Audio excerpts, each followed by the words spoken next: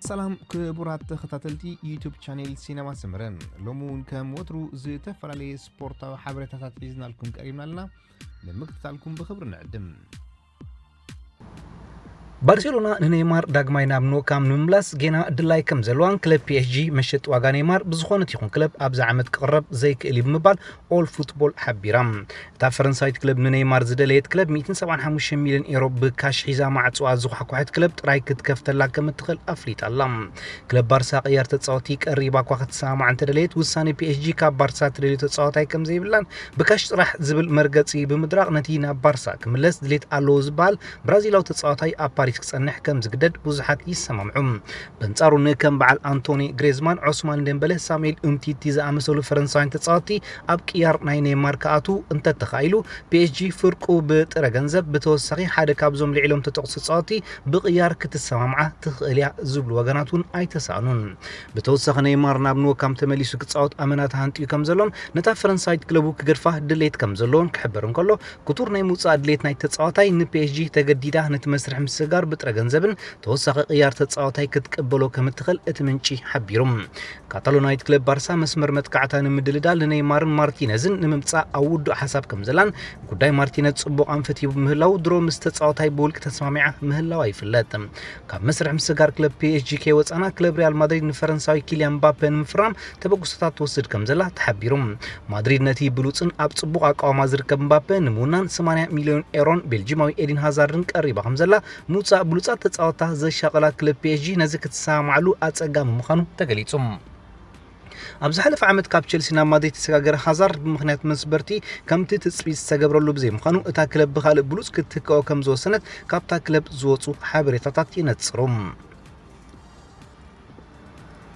ጀርመናዊ ተጻዋታይ ክለብ ባየር ሙኒኽ ቶማስ ሙለር ሎሚ ረቡዕ 3 ሰነ 2020 ንዝመጽእ ቀዳም ጋንቱ ኣንጻርታ ኣብ 5 ደረጃ ተሰሪዓ ትርከብ ባየር ሌቨርኩሰን ናይ ቡንደስሊጋ ግጥም ኣመልኪቱ ይዛረብ ኣብ ዝነበረሉ ህሞት ዘይተጸበየ ሕቶ ክስዕቦ እንከሎ ንሱ እውን ዘይተጸበዮ መልሲ ይህብሎም እቲ ሕቶ ኣብ ጋንታኻ ሊዮኔል ሜሲ ዶ ክርስቲያኖ ሮናልዶ ምመረጽካ ዝብል ነበረ ሙለር ብወገኑ እዋይ ሮበርት ሌዋንዶውስኪ ከሎ ክልቲኦም ኣየድልን እዮም ክብል መልሲ ይሂቦም ኣብዚ ሕጂ እቲ ቅዲ ጸወቱ ምስ ክርስቲያኖ ሮናልዶ ከም ሰማዕን ምስ ሜሲ ማዕ ከም ዘይክልን ኣብዚ እዋን ሌዋንዶውስኪ ንኽልቲኦም ከም ዝበልጾም ገሊጾም ሙለር ኣብዛ ዓመተ ስፖርት ካብ ኣመዝጋቢ ሾቶ ከሻን ሾቶ ተቐይሩሉ ዘሎ ምዃኑ ክሳብ ሕጂ 18 ሾቶታት ኣሲስት ገይሩ ከም ዘሎን ሌዋንዶውስኪ ብወገኑ 29 ሾቶታት ብምዝጋብ ሙኒኽ መሪሕነታ ንቡንደስሊጋ ክትቀልሶ እዞም ክልተ ተጻወቲ መሪሕ ተራ ሒዞም ርከቦም እቲ ምስ ሃገራዊት ጋንታ ጀርመን ብምዃን ጽዋ ዋንጫ ዓለም ዘለዓለ ቶማስ ሙለር ምርጭኡ ወዲ ጋንቱ እኳ እንተኾነ ብሉጽነት ሜሲን ሮናልዶን ክኽሕድ ከም ዘይክእል ግን ተኣሚኑሎም ዞም ክልተ ተጻወቲ ፍሉያትን ብሉጻትን እዮም ምስኦም ክወዳደር ዝኽእል የለን ክብል ንሜሲን ሮናልዶን ወዲስዎም እዮም እቲ ተጻዋታይ ቀጺሉ ምናልባት ቅድሚ ገለ ዓመታት ዝነበረን ቅዲ ኣጻዋውታ ምስ ሜሲ ይሰማማዕ ነይሩ ኣብ ተፈለማ 6 ወይ 7 ዓመታት ሾቶ ምዝጋቢ ነይሩ ኣብዚ እዋን ግና እንድሕሪት ተመሊስካ ንሾቶ ንዝኾነ ደቂ ጋንታኻ ምቕባል እዩ ክብል ኣብርየሎም ኣብዚ ሕጂ እዋን ሙኒኽ ብሉፅ ኣጥቃዓይ ሌዋንዶውስኪ ኣለዋ ኣነ እኳ ሎዋን ጎልስኪ ብምባሌ ዝፅውዖ ክብል ህሉ ብቕዓት ወዲ ጋንታኡ ፖላንዳዊ ሮበርት ሌዋንዶውስኪ መስኪሩ ብምቕጻል ኣንጻር ዞም ክልተ ዓርሙሽ ተጻወቲ ገጢመ ሲዒረን ተሳዒረን ዝኾነ ይኹን ተጻዋታይ ከምትናቶም ብቕዓት ዘለዎ የለን ኣብዚ 10 ዓመታት ዘርኣይዎ ፍሉይነት ኩሉ ዝምስክሮ እዩ ኣብ ዓመት ልዕሊ 50 ሾቶ ከይቁፀርካ ምዝጋብ ንኽልቲኦም ዝምልከት ትዕድልቲ ጥራይ እዩ ዋንጫ ዓለም ክንዕወት እንከልና ንፖርቱጋል ከምኡውን ንኣርጀንቲና ኣብ ፍጻመ ሲዒርና ኢና ኣብ ሻምፒዮንስ ሊግ ምስ ሙኒኽ ብምዃን ኣብ ልዕሊ ክልቲኦም ክንዕወት ክኢልና ኢና ብዝኾነ ይኹን መለክዕ ግን ንኽልቲኦም ዝወዳደር ተጻዋታይ ከም ዘየለ ደጊመ የረጋግጽ ክብል ተሰሚዖም ኣብ መወዳእታ ቡንደስሊጋ ጀርመን ኣብ 18 ግንቦት ዳግማይ ካብ ዝጅምር ክለቡ ባየር ሙኒኽ ኣብ 4 ግጥማት ዓወታ ምዝጊባ ትግስግስ ምህላዋ እዚ ግስጋሴ ክትዕቅቦ ዘለዎ ተስፋን ክገልጽ እንከሎ ን5 ፀወታታት ተሪፎ ዝርከብ ቡንደስሊጋ ጋንቱ ክትዕወተሉ ምስ ኩሎም ደቂ ጋንቱ ክትጽዕሩ ምዃኑ ብምዝራብ ዘረቡ ዛዚሞም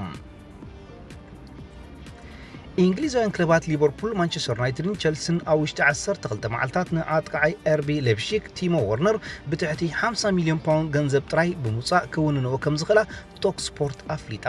እቲ ኣብ ብሉፅ ኣቃውማ ዝርከብ ጀርመናዊ ኣጥቃዓይ ቲሞ ወርነር ካብ ዝሓለፈ ዓመተ ስፖርት ጀሚሩ ካብታ ክለብ ክወፅእ ምዃኑ ይንገረሉ ምንባሩን ክለባት ፕሪምየር ሊግ የጣየቃሉ ምንባርን ዝፍለጥ ኮይኑ ኣብ ዝቐረባ እዋን ግና زيادة سمو مس كلب ليفربول كل عل تصنيحيهم التتصاوتاي نأسلطان ليفربول جيرجن كلوب زلو أدناقوت لعل مخانون معرف نايتي تتصاوتاي ليفربول كتكون تخيل عم مبال تنت سبورت كجلص مصنحهم ذكر كوينو وغا نايتي تتصاوتاي بمخبارو ليفربول نتي مسرح مسجار أقاطي مزلو بمخنات كوفيد 19 زسعب فاينانساو قلولاو أو زيفاتو تباهيلو كل تصنيحيهم لومي تا كلوب عسقاب 15 سنة 2020 تصنحنا 49 مليون باوند واقع دحر محبارة عبيت كلابات إنجليز ليفربول مانشستر يونايتد تشيلسي نزع عدل كتكمالو يقواهي ينزلوام تيمو مس ليبشيك أب تصنحال 9 قلتان شوتات كمزقم كله بفولي أبز عمد كابز كايرو 4 قطما 31 شوتات 10 تغلطة أسيستن بمقبر أب إيروبا ألو كابز بهلو أتقعتي حدا يوم نزيب مغنزاب دماين إنجليزوين كلابات مسمر متقعتن مدلدال نتتصاوتاي نمونان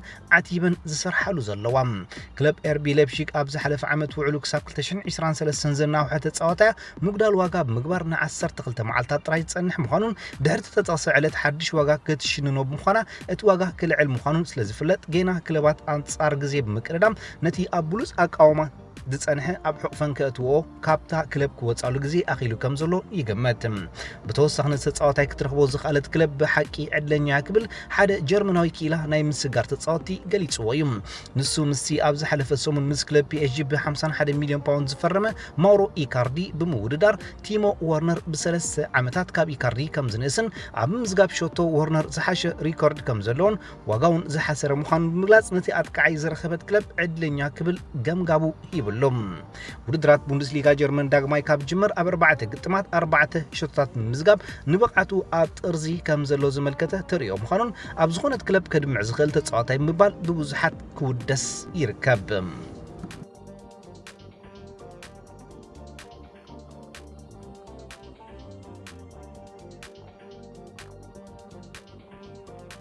خبركم تخاتلتي يوتيوب شانل سينما سمرم نمكتالكم إن مسجنا نلوم معلتي أدلنا لكم زنبرنا سبورتاو تحسسات أبزازيمنا لنا